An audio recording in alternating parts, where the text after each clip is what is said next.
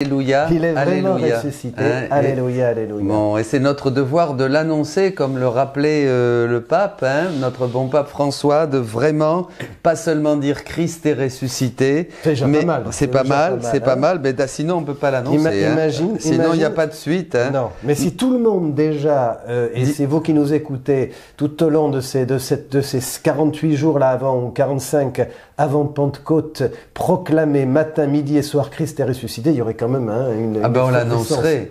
On l'annoncerait parce que, comme disait Benoît XVI, Jean-Jacques, on ne peut pas être missionnaire sans être amoureux du Christ. Exactement, et on ne peut pas être amoureux du Christ si on n'a pas fait une rencontre avec Jésus ressuscité. C'est vrai ça, hein, tout se tient. Alors il disait, prononcer le jour de Pâques, Christ est ressuscité, contient non seulement une annonce de joie et d'espérance, mais aussi un appel à la responsabilité de la mission. Nous y sommes. Hein. Cette annonce, a-t-il poursuivi, est le centre de notre foi et de notre espérance, qui évangélise continuellement l'Église et à son tour, celle-ci est envoyée pour évangéliser. Mais bon, nous allons voir combien dans la divine volonté, la résurrection prend une ampleur absolument inimaginable. Mais je voudrais remercier quand même tous nos amis qui nous suivent, ceux qui nous envoient des encouragements. Merci pour vos prières. Nous sommes en préparation de faire de nouvelles pages. Hein, donc une page sur la divine volonté, bien sûr, qui sera toute cette dimension un peu mystique de l'évangélisation, l'intimité avec Jésus, et une page disciple amoureux missionnaire qui sera plus pour la formation, pour apprendre vraiment, pour que nous puissions apprendre à partager notre foi, à donner raison de l'espérance qui nous habite, comme dit l'apôtre Pierre. Déjà, le site est déjà bien complet et je vous encourage vraiment. Ça sera le 3e site. À entrer déjà dans le site existant www.sainterosedelima.com où vous pouvez déjà avoir un panorama de pas mal de choses intéressantes aussi. Et ensuite, il y a aussi toute cette élaboration. Qui va demeurer, ce site va rester et sera plus pour aider ces enfants et les familles. Et nous vous remercions à ceux qui nous aident, qui aident ces enfants à continuer leurs études.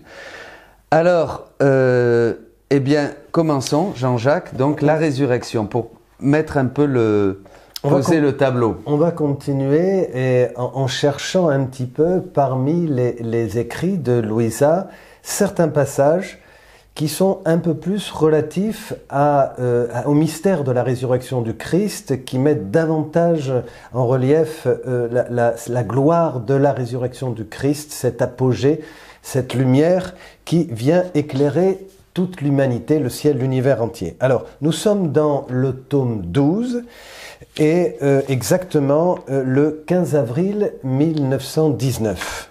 Vous pourrez trouver les passages sur notre site, ça sera noté à la fin. L'apogée de la rédemption fut ma résurrection. Plus qu'un soleil resplendissant, ma résurrection couronna mon humanité, faisant briller toutes mes actions, même les plus petites. Elle fut une merveille d'une telle splendeur qu'elle stupéfia le ciel et la terre. La résurrection est le fondement et l'achèvement de tous les biens. Elle sera la couronne et la gloire de tous les saints. Ma résurrection est le vrai soleil qui glorifia mon humanité.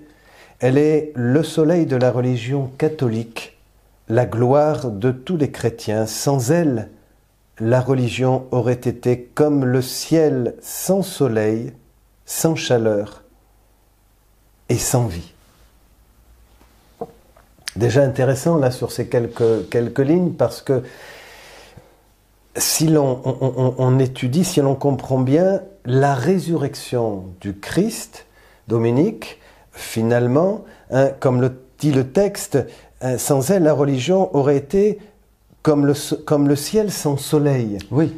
Sans chaleur et sans vie. Donc la résurrection du Christ, si elle est un sommet, elle est pas non seulement un plus ou quelque chose qui se rajoute, comme parfois on le célèbre, il y a eu la mort, il y a eu la résurrection, bientôt la Pentecôte. Ça, c'est notre mentalité, je dirais parfois, la manière de célébrer. C'est beaucoup plus que ça. Elle habite toute tous nos instants, elle est tous nos actes, elle peut habiter tous nos actes, elle est comme effectivement le ciel sans soleil, comme le ciel sans soleil, c'est-à-dire elle apporte vraiment la lumière dont nous avons besoin, sinon c'est l'obscurité complète. Ben, il n'y aurait rien, c'est-à-dire il n'y aurait rien, le néant.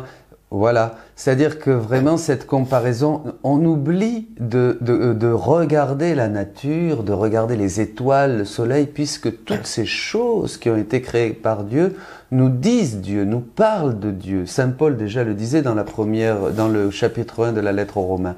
Et c'est très important. Et sans soleil, imagine un jour sans soleil, la vie sans soleil, tout serait gelé, on serait tous morts. Donc le soleil apporte lumière qui nous permet de nous voir, de communiquer. Vie, chaleur permet la reproduction des animaux, permet à tout. Sans le soleil, il n'y a rien. Donc sans la résurrection, il n'y aurait rien. Pour bien montrer que la résurrection qui est donc le Christ qui est vainqueur de la mort, il ressuscite le troisième jour, comme nous l'annonçons dans le Kérim, comme dit Saint Paul, il est donc victorieux, il est la vie même et qui va habiter, je dirais, toute notre humanité. Nous ressuscitons avec lui. Et c'est ça qu'il faut bien comprendre. C'est le printemps. Oui, et puis surtout, nous participons, nous sommes ressuscités avec lui. Ce n'est pas un événement extérieur que nous contemplons, que nous regardons, que nous admirons. C'est encore une manière parfois de vivre la religion chrétienne. Hein. Tu l'as vu, parfois on le vit. Non, mais c'est nous-mêmes, nous participons. Donc nous recevons la vie, la vraie vie. Elle vient habiter notre cœur, voilà. etc. C'est une lumière, comme le soleil, c'est une lumière qui nous donne la vraie vie, parce que déjà, elle transforme notre manière de penser, comme dit l'apôtre, et nous avons des pensées qui s'élèvent vers le ciel, comme nous le voyons, nous l'avons écouté le week-end dernier, nous cherchons les choses du ciel, c'est-à-dire nous cherchons... Colossiens 3, nous cherchons la vie céleste, et donc parce que déjà ces pensées, au lieu d'avoir des pensées terrestres, de voir le monde, par exemple quand je vous disais regardez la nature, elle resplendit de la gloire de Dieu, eh bien si j'avais pas une pensée qui vient du ressuscité, qui vient du Christ, hein, de ce soleil, hein, de nos pensées, puisqu'il est le soleil de nos pensées et de tout, eh bien je pourrais pas vous le dire. Voilà, je vous dirais regardez, il pleut. Oh, même la pluie, souvent les gens, moi je sais pas toi, ils disent « Oh, il pleut, il fait pas beau ». Moi je recadre tout de suite, je leur dis « Mais c'est merveilleux, chaque goutte de pluie hein, est un don du Seigneur ». Pour bien, justement, dans ce que tu dis ça, pour bien montrer que la résurrection du Christ, c'est toute la vie. C'est pas simplement un bon soleil. Aujourd'hui, par exemple, il pleut, il fait sombre. Christ est ressuscité. C'est le vrai soleil qui continue de nous éclairer. Nous allons continuer sur cette page. Ma résurrection symbolise, donc on est toujours dans le tome 12, je rappelle, le 15 avril 1919, ma résurrection symbolise les âmes qui formeront leur sainteté dans ma volonté. Alors là, on passe à quelque chose de nouveau, hein. C'est très important. Les saints des siècles passés sont symbolisés par mon humanité. Par mon humanité. Bien qu'abandonnés à ma volonté, ils n'agissaient pas continuellement en elle. Et ainsi, ils n'ont pas reçu l'empreinte du soleil de ma résurrection, mais plutôt celle des œuvres de mon humanité avant la résurrection. Je termine. Ces saints sont nombreux, comme des étoiles. Ils formeront un bel ornement dans le ciel de mon humanité. Les saints dans ma volonté, symbolisés par mon humanité ressuscitée, seront peu nombreux. Hein, c'est une petite note un peu, je dirais... dans l'Évangile aussi. Un peu, qu'on retrouve dans l'Évangile, oui, hein, large et grand et le chemin qui mène à la perdition, étroit, dit Jésus, le chemin qui mène à la perfection. Et l'Église finitive aussi de la fin des temps, comme l'Église du début, primitive, sera ce petit reste hein, autour de la Vierge Marie. Donc on revient toujours, mais ça c'est très intéressant, de voir, c'est très beau de voir la grâce de la divine volonté. Hein, dans la divine volonté, nous passons à quelque chose de radicalement nouveau. Une nouvelle forme de sainteté. Qui est donnée qu'on accueille par la foi et qui permet à la divine volonté d'être opérante, Jean-Jacques, et régnante en nous. Parce que ce n'est pas nos mérites. Les saints qui étaient des temps passés, qui sont comparés aux étoiles par rapport au soleil des saints dans la divine volonté, ont été héroïques. Beaucoup plus que nous. Beaucoup plus que nous. Ce qui montre bien que la divine volonté est un don. Voilà. C'est une grâce auquel nous sommes libres de correspondre ou pas. D'accueillir ou pas. C'est comme le mystère de la grâce. Exactement. Le passage, j'y pensais, c'est le passage aussi de la foi de la grâce, de l'Ancien Testament, de la loi à la foi en Jésus-Christ, qui nous donne la grâce. Il y avait des saints, les justes de l'Ancien Testament, regarde, irréprochable, Anna et Joachim, Joseph, le juste. Qui pouvait arriver à la sainteté de Joseph? Héroïque. Tout à fait. À partir du moment où le Christ meurt et ressuscité, c'est une nouvelle vie dans son humanité sainte. Voilà, c'est ça. Donc quelque chose de radicalement différent, les saints, dans la divine volonté. Mon humanité avant ma mort a été vue par les foules, mais peu ont vu mon humanité ressuscitée. Seulement les croyants, les mieux disposés. Et je peux le dire, seulement ceux qui possédaient le germe de la vie dans ma volonté. S'ils n'avaient pas eu ce germe, ils auraient manqué de la vision nécessaire pour voir mon humanité glorieuse et ressuscitée, et par suite pour être des spectateurs de mon ascension au ciel. Ma résurrection symbolise les saints vivants dans ma volonté, parce que chaque action, chaque mot, chaque pas, etc., qu'ils font dans ma volonté est une résurrection divine, une empreinte de gloire, une sortie d'eux-mêmes et une entrée dans la divinité.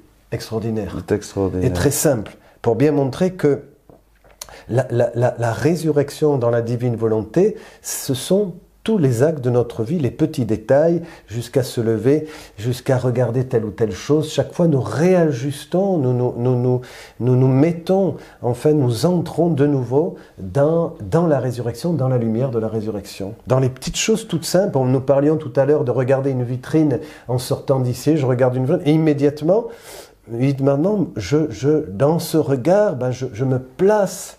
Je me place dans la divine volonté. Et je produis, parce que nous produisons des actes de la vie du ressuscité. Ce qu'on verra dans un autre programme, peut-être, nous produisons des vies divines.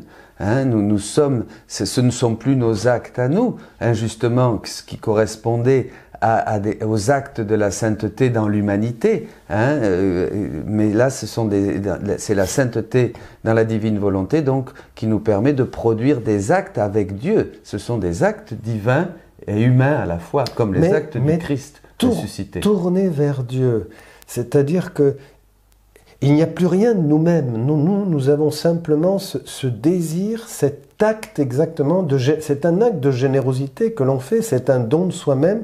Parce qu'il n'y a rien pour nous-mêmes. C'est important de bien comprendre que c'est vrai, la volonté humaine là, est vraiment donnée. Nous le faisons pour Dieu et en Dieu et avec lui. Et c'est dire... Et pour donner Dieu à Dieu. C'est dire à Dieu, je te bénis, je t'aime, je te rends gloire, je avec te rends ton grâce amour, dans ce que avec je vois. ton action de grâce, avec ta gloire. C'est vraiment la configuration totale. C'est l'âme donne Dieu à Dieu. L'âme donne Dieu à Dieu. Et là, alors, une empreinte, pourquoi donc s'étonner de ces âmes, non, pourquoi donc s'étonner si ces âmes deviennent comme ressuscitées et illuminées par le soleil de ma gloire? Hélas, peu se disposent à cela, parce que même dans la sainteté, les âmes veulent quelque bien provenant d'elles-mêmes. La sainteté dans ma volonté n'a rien qui soit propre à l'âme, mais tout lui vient de Dieu. Tout vient de Dieu et tout retourne à Dieu. Donc c'est vraiment un acte de générosité donné pour Dieu, c'est vivre. Donc c'est ce que dit saint Paul dans l'Épître aux Romains au chapitre 6, que si nous sommes morts avec lui nous vivrons.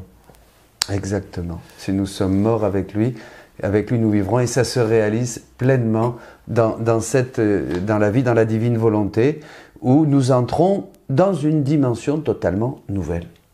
C'est une dimension nouvelle de la vie spirituelle, c'est la vie de Dieu qui règne et qui opère dans cette créature, dans sa créature. C'est pour ça que vraiment il y a eu une sainteté qui a formé le ciel de l'humanité, comme des étoiles. Jésus dit le ciel de mon humanité, hein, voilà, d'étoiles. Et à partir de la divine volonté, hein, eh bien, les saints de la divine volonté seront des soleils. Oui, ce sont des images. Quand je t'écoute parler, je me dis, c'est tout à fait ça. Comment le rendre que c'est à la fois simple et on se dit, mais tiens, est-ce qu'on comprend? Mais Dieu veut que les choses simples se passent pour nous faire comprendre qu'aujourd'hui, nous sommes dans ce temps où Dieu nous donne vraiment à accomplir sa volonté. Il nous la propose. C'est un cadeau que nous avons qu'à la saisir. Et en savoir qu'elle existe. Savoir que c'est un renoncement, comme le dit le texte. Hein. C'est vrai que si je cherche quelque chose par moi-même, je n'arriverai pas. Dieu veut donner, mais il veut que nous soyons tout donnés, que nous nous donnions tout.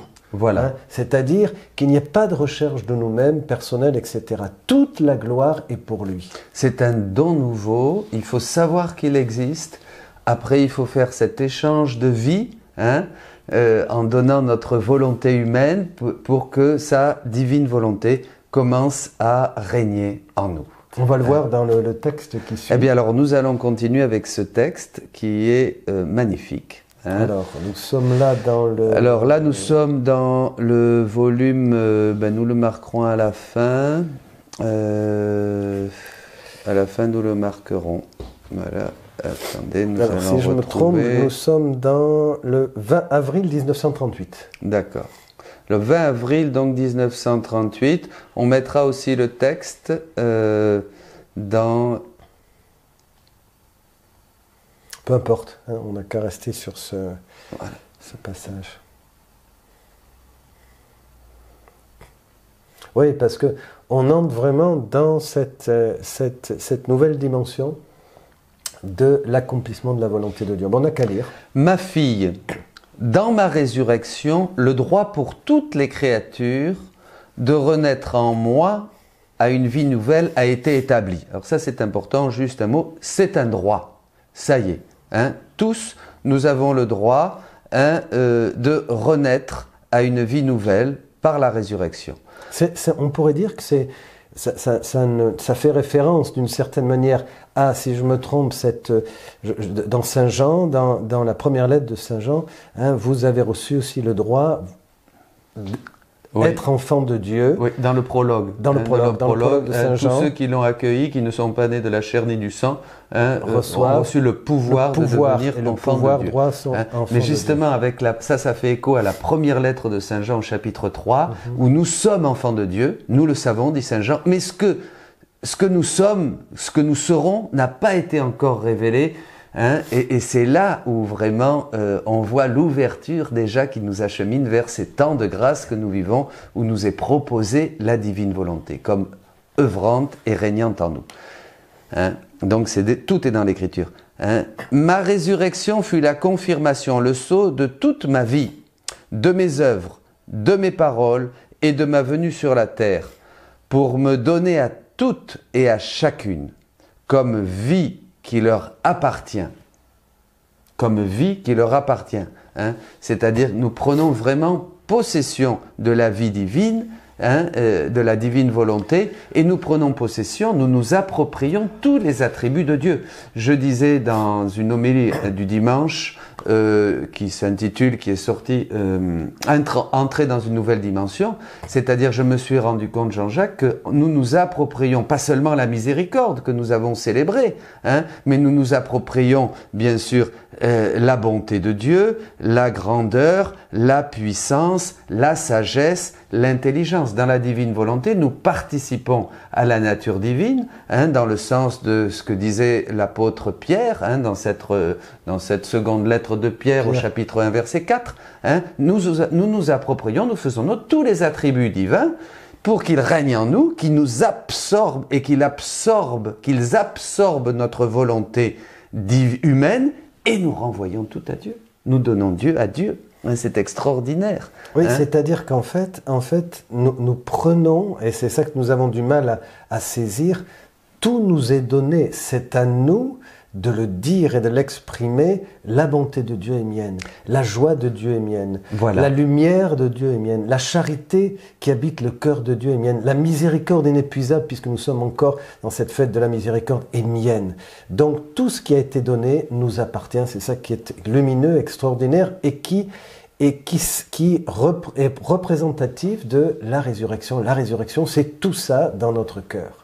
Oui, oui, parce que la vie divine, c'est ça, je me souviens plus très bien, mais Jésus dit que c'est la divine volonté, c'est la vie divine, ce sont tous les attributs de Dieu dans la mer de son amour qui sont mis en action par la divine volonté. D'ailleurs, comme nous, quand nous faisons quelque chose, que nous mangeons, que nous buvions, c'est tout notre être qui le fait. Ce n'est pas une partie de nous-mêmes. Donc, nous recevons toute la vie de Dieu et tous ses attributs. Ma résurrection fut le triomphe de toutes les créatures et la nouvelle conquête que chacune recevait de celui qui est mort pour toutes, afin de leur donner la vie et de les faire renaître dans ma résurrection. Mais ensuite Jésus dit, « Mais veux-tu savoir en quoi consiste la vraie résurrection de la créature ? Ce n'est pas à la fin de ses jours, mais alors qu'elle vit encore sur la terre. Quiconque vit dans ma volonté renaît à la lumière et peut dire « Ma nuit est terminée ». Ça, c'est extraordinaire. Ouais, ça, on va terminer la phrase que je trouve extraordinaire. Cette créature ressuscite dans l'amour de son Créateur, de sorte que le froid et la neige n'existent plus pour elle. Elle ressent le sourire du printemps céleste. Elle ressuscite à la sainteté qui chasse les faiblesses, les misères et les passions. Voilà. Elle ressuscite à tout ce qui est céleste. Ma nuit est terminée. Ma nuit est terminée. Mais ça, c'est la volonté humaine qui parle et qui réagit. Et il y a vraiment ce changement dans lequel la volonté divine peut vraiment entrer en nous. C'est Jésus qui parle, c'est Dieu qui s'exprime, qui exprime toute sa gloire et toute sa grâce. Ma nuit est terminée. Dans ta lumière, nous voyons la lumière, dit le psaume. C'est vraiment, c'est une expérience de Dieu. C'est la divine volonté nous fait entrer dans une plénitude de lumière, dans une plénitude de grâce, et où on peut le voir. Évidemment, quelquefois, on peut douter quand on est en dehors, où on voit vraiment la victoire sur les passions, sur les faiblesses, sur les misères, sur des choses que c'est extraordinaire. Il n'y a pas de mots à dire. Alors, c'est sûr que c'est vrai que c'est un acte de foi, parce que j'ai envie de dire, souvent, on a peut-être une sorte d'attitude réductrice du plan de Dieu. Et pour rentrer justement dans la divine volonté, c'est tout le contraire, c'est reconnaître que la grâce de Dieu est immense, que la divine volonté veut nous prendre, nous saisir. C'est la résurrection qui englobe, qui nous élève beaucoup plus haut, comme dit saint Paul, que nous ne pourrions penser et imaginer. Et la clé, c'est quand même notre néant. La seule chose qui peut faire obstacle, je me rappelle d'une amie qui me disait « Je comprends tout, mais je ne suis pas encore prête à renoncer à ma volonté propre, à ma volonté humaine. » Et je lui dis « Ben voilà, c'est là où le bas blesse. » Il y a vraiment un moment où on renonce on rentre dans ce néant pour que Dieu soit notre tout. Le refus, oui. Le refus tout simplement, je ne veux pas. Non, ou ce que je vis est suffisant. On a parfois ce sentiment dans nos communautés chrétiennes. Non, mais ce que je vis c'est déjà bien, voilà, c'est suffisant. Voilà, c'est suffisant. Et donc on veut présenter quelque chose. C'est comme lorsque Jésus prêchait, qu'il annonçait, il était porteur de cette bonne nouvelle et qu'il avait cette opposition de ceux qui, ne souhaitaient pas... Le jeune homme riche. Ne souhaitait pas accueillir, oui, entre autres, et puis aussi la discussion des pharisiens, aussi, qui ne pouvaient pas accepter ce nouveau message qui venait au-delà du sabbat, qui venait, Jésus guérissait pendant les jours de sabbat, etc. Une liberté nouvelle, une manifestation de l'Esprit Saint. Voilà. Et la divine volonté, dans ce mystère de la résurrection, elle apporte quelque chose, j'allais dire quelque chose, Dominique, qui me vient de révolutionnaire, Ah d'une oui. certaine manière. Bien sûr. Même si le mot est Ben, équivoque. Jésus le dit. Jésus dit, tu peux chercher dans les livres ce que je te révèle, je ne l'ai jamais dit dans les livres, tu ne le trouveras dans aucune sainteté des siècles passés. Ouais. C'est quand même incroyable. Au début, j'avais du mal à croire cela. Mais mais en lisant, en méditant et en confrontant les passages à l'Écriture, à toute la révélation publique de Jésus et au catéchisme de l'Église catholique. D'ailleurs, on peut terminer avec ça. Le catéchisme de l'Église catholique, au numéro 66 que je relisais, dit bien que même si la révélation publique est achevée, il faudrait lire le passage, là, je ne l'ai pas, mais justement, les révélations privées, puisque ce que Jésus dit à Louisa, c'est de l'ordre de la révélation privée, continue à expliciter et à faire découvrir toutes les richesses qui sont contenues dans l'Écriture, bien sûr, et dans les évangiles. Il y a peut-être encore ce passage à lire, c'est tellement beau, nous ne voulons pas vous en priver, et puis on pourra faire une prière, on va peut-être terminer elle avec ça. ressuscite, c'est les... Et si elle regarde la terre, le ciel ou le soleil, elle les voit pour trouver les œuvres de son Créateur et avoir l'occasion de lui dire sa gloire et sa longue histoire d'amour. Alors là, c'est l'essentiel. On peut dire que dans cette phrase, c'est l'essentiel du concret de notre vie. Je sors, je regarde les choses, je rencontre des personnes, je salue la boulangère qui est là, je donne la monnaie, etc. Je sors encore une fois, je salue telle ou telle personne. Je peux regarder une personne, je regarde le ciel, je vais jusqu'à ma voiture et je prends les clés. Toutes ces choses ont une valeur immense. Ils s'élèvent, c'est-à-dire des choses, des moyens humains, des choses humaines toutes simples, concrètes, sont illuminées, se vivent dans la lumière de la résurrection, elles vivent cette transcendance. Oui, tout est transformé, tout est transfiguré finalement. Tout est transfiguré. Dans ta lumière, nous voyons la lumière. Donc, et c'est là où on peut, ce passage juste avant, on est déjà ressuscité, Jean-Jacques. Oui, et c'est tellement important de le comprendre et de le communiquer, de le prêcher dans ce sens-là. Pourquoi ? Parce que il y a, je dirais, cette tendance à vivre sa vie chrétienne et sa religion de manière extérieure. Or, comme tu viens de le dire très clairement, la lumière de Dieu est en nous, c'est en nous. La résurrection du Christ, c'est notre résurrection. La mort du Christ, c'est notre mort à nos passions, à notre volonté humaine. Et la joie du Christ glorieux, la Pentecôte de l'Esprit Saint que nous allons bientôt célébrer, c'est notre propre Pentecôte, c'est le Christ qui nous élève et qui nous élève au-delà de nos passions. Cette participation. Voilà. Eh bien, merci à tous. Et continuons, restons tous ensemble, unis dans cette lumière de la résurrection. Continuons et demandons au Seigneur maintenant qu'à tous ceux qui nous écoutent et avec nous, nous puissions nous immerger et demander au Seigneur de renoncer totalement à tout ce qui empêche sa lumière de ressusciter, sa lumière qui régénère. Jésus dit à Louisa que sa vertu en nous est générative. Elle génère la pensée, elle génère l'amour, elle génère la vie, elle génère tout comme le soleil qui fait un printemps nouveau sur toute la terre. Alors que ça soit vraiment un printemps dans notre cœur, dans nos vies, comme une nouvelle naissance, que ce soit un nouveau soleil dans tout ce que nous allons vivre, dans tout ce que nous vivons chaque jour. La lumière de son amour, il est vraiment ressuscité. Et recevez la bénédiction du Seigneur au nom du Père, du Fils et du Saint-Esprit.